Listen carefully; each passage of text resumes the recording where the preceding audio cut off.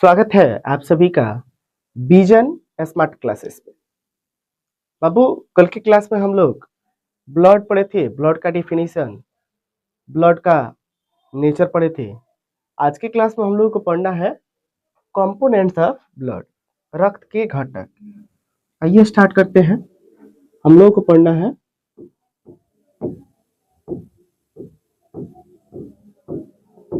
Components of blood. क्या पढ़ना है? Components of blood.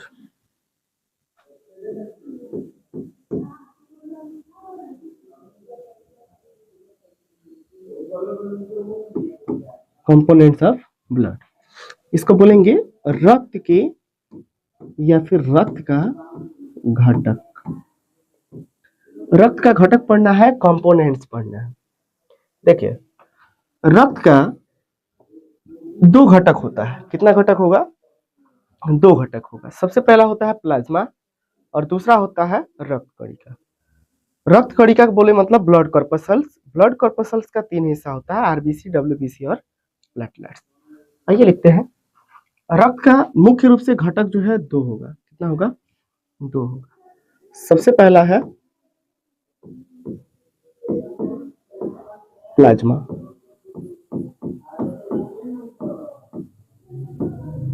प्लाज्मा, और दूसरा कंपोनेंट्स होता है रक्त कणिका, रक्त कणिका, ब्लड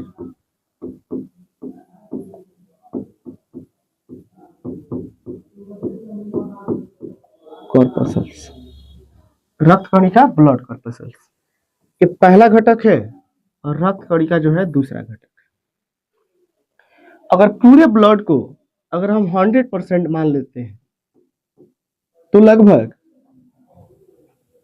प्लाज्मा जो है 55 से 60% हिस्सा होता है। कितना होगा? 55 से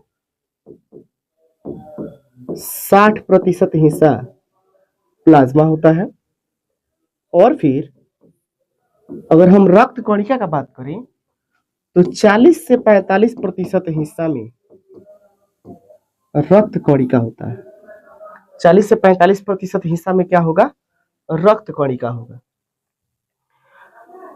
देखिए, जो प्लाज्मा होता है ये द्रव अवस्था में पाया जाता है। किस अवस्था में पाया जाता है? द्रव अवस्था में। जबकि जो रक्त कणिका होता है ये ठोस अवस्था में पाया जाता है, ठोस अवस्था में पाया जाता है। तो प्लाज्मा किस अवस्था में होगा? द्रव अवस्था में। डिफिनीशन बोल सकते हैं कि रक्त के द्रव भाग को प्लाज्मा कहते हैं और रक्त के ठोस भाग को रक्त कणिका कहते हैं। आसान है। रक्त का जो ठोस भाग होगा उसको रक्त कणिका और रक्त का जो द्रव भाग होगा उसको कहेंगे प्लाज्मा। अब एक यहाँ क्वेश्चन आता है कि प्लाज्मा की प्रतिशत मात्रा रक्त में रक्त कणिका से अधिक क्यों होती है? प्लाज्मा जो है इसकी प्रतिशत मात्रा है 55 से 60% और जो रक्त कणिका है इसकी प्रतिशत मात्रा है 40 से 45%। तो बाबू क्वेश्चन ये है कि आखिर क्यों प्लाज्मा की प्रतिशत मात्रा अधिक होती है या फिर क्यों रक्त कणिका की प्रतिशत मात्रा कम होती है?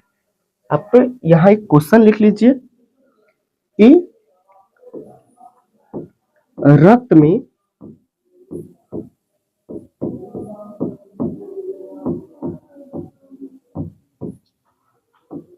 प्लाज्मा की प्रतिशत मात्रा अधिक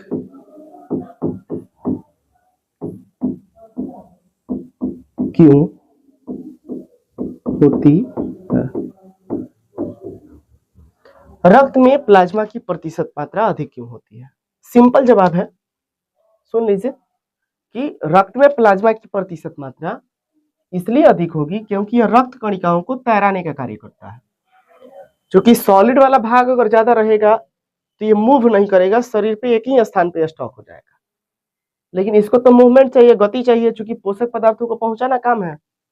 तो जो सॉलिड वाला भाग है इसकी प्रतिशत मात्रा कम है, और लिक्विड वाला जो है मतलब प्लाज्मा, इसकी प्रतिशत मात्रा अधिक है।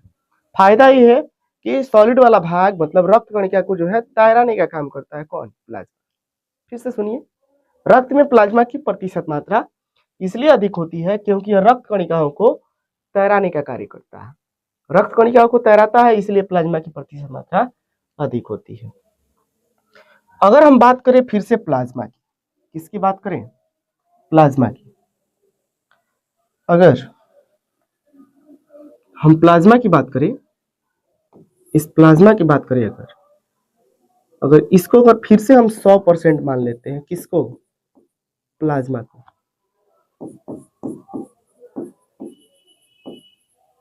प्लाज्मा को अगर हम 100% मान लेते हैं तो इसका 90 से लेके 93% भाग जल होता है। 90 से 93% भाग में क्या होगा? जल। और फिर 6% भाग में प्रोटीन होता है। 6% भाग में क्या होता है? प्रोटीन। और फिर 1% भाग में कार्बनिक एवं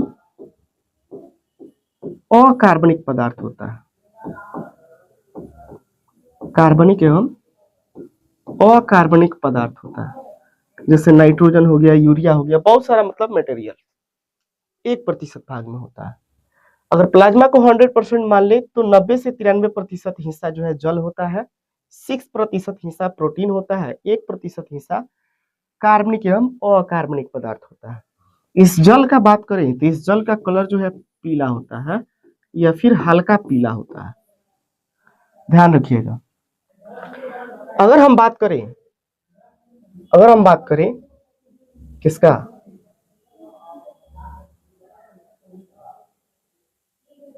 कि जो रक्त कणिका होता है इसका कितना हिस्सा होता है, तो रक्त कणिका का अगर हम बात करेंगे,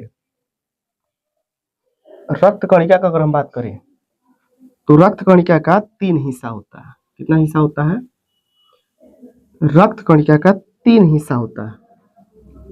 हम यहां फिर से लिखते हैं, रक्त कणिका, इसको बोलते हैं ब्लड कॉर्पसल्स। इसका 3 हिस्सा होता है। सबसे जो पहला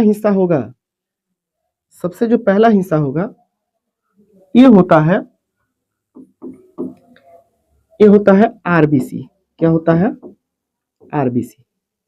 आरबीसी का पूरा नाम रेड, क्या होता है? रेड ब्लड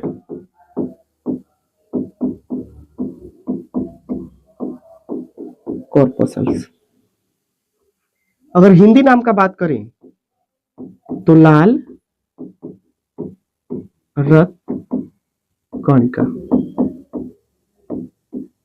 ध्यान रखिएगा, जो रक्त कणिका होता है मतलब ब्लड का जो कंपोनेंट्स है सॉलिड वाला, उसका 3 हिस्सा होता है। सबसे पहला होता है आरबीसी। आरबीसी का पूरा नाम होता है रेड ब्लड कॉर्पसल्स, लाल रक्त कणिका। इसी का अन्य नाम दिया हुआ है इरिथ्रोसाइट्स। इसी का अन्य नाम क्या है? एरिथ्रोसाइट्स। एरिथ्रोसाइट्स। अगर हम बात करें दूसरे का तो दूसरा होता है WBC, मतलब व्हाइट ब्लड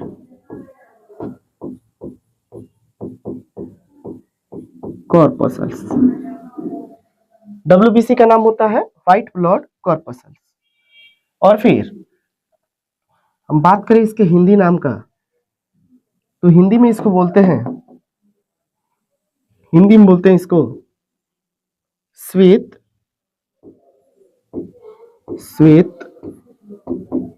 रक्त कणिका। और इसी का अन्य नाम दिया गया है ल्यूकोसाइट्स। ल्यूकोसाइट्स इसलिए बोलते हैं डब्ल्यूबीसी को, क्योंकि ल्यूको कहने का मतलब होता है कलरलेस, क्योंकि डब्ल्यूबीसी में जो है श्वेत रक्त कणिका में कलर नहीं होता है, इसीलिए इसका नाम दिया गया है ल्यूकोसाइट्स। तो ध्यान रखिएगा, रक्त कणिका का दूसरा हिस्सा होता है डब्ल्यूबीसी, व्हाइट ब्लड कॉर्पसल, श्वेत रक्त कणिका, इसी का अन्य नाम दिया गया है ल्यूकोसाइट्स। और तीसरा होता है प्लेटलेट्स। प्लेटलेट्स इसको बोलते हैं रक्त बिम्बाणु। क्या बोलते हैं? रक्त बिम्बाणु। और इसी का अन्य नाम दिया गया है थ्रोम्बोसाइट्स। क्या नाम दिया गया है?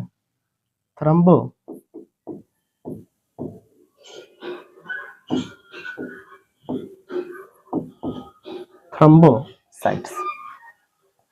तो आप ध्यान रखिएगा, रक्त के द्रव भाग को प्लाज्मा कहते हैं, जैसा कि आपको बताया गया है। हम एक बार इसको जो है जूम आउट करने का प्रयास करते हैं, होगा नहीं, हो नहीं पा रहा। खैर कोई बात नहीं है, आप सुन लीजिए। जो हम यहाँ से एक बार आपको क्लियर कर देते हैं। हाँ ठीक है, यहाँ से हो जाएगा। रक्त का दो घटक होता है, प्लाज्मा और फिर रक्त कणिका। रक्त के द्रव भाग को प्लाज्मा कहते हैं, रक्त के ठोस भाग को रक्त कणिका कहते हैं।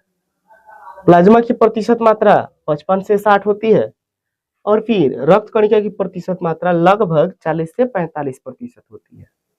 एक क्वेश्चन था कि रक्त में प्लाज्मा की प्रतिशत मात्रा अधिक क्यों होती है? तो रक्त में प्लाज्मा की प्रतिशत मात्रा इसलिए अधिक होती है क्योंकि रक्त कणिकाओं को तैराने का कार्य करता है। अगर पूरे प्लाज्मा को अगर हम 100% मान लेते हैं तो इसका 90 से 93% हिस्सा जल होगा, जिसका कलर जो है हल्का पीला होगा। 6% भाग में प्रोटीन होगा और 1% भाग में कार्बनिक और अकार्बनिक पदार्थ होगा। अगर हम बात करें दूसरे हिस्से अर्थात रक्त कणिका का, तो रक्त कणिका का 3 जो है भाग होता है। सबसे पहला है आरबीसी, मतलब रेड ब्लड कॉर्पसल, लाल रक्त कणिका। दूसरा है आरबीसी का ही एक और नाम है इरिथ्रोसाइट्स। दूसरा है डब्ल्यूबीसी, जिसको बोलते हैं व्हाइट ब्लड कॉर्पसल्स, हिंदी नाम है श्वेत रक्त कणिका और इसी का नाम होता है ल्यूकोसाइट्स।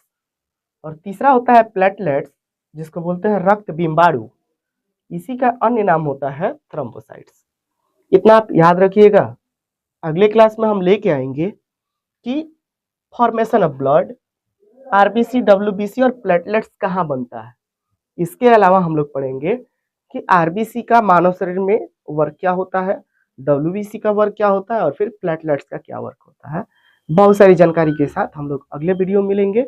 वीडियो में बने रहने के लिए आप सभी का धन्यवाद। वीडियो को ज़्यादा से ज़्यादा शेयर करिए और चैनल पर नए हैं तो चैनल को सब्सक्राइब करिए।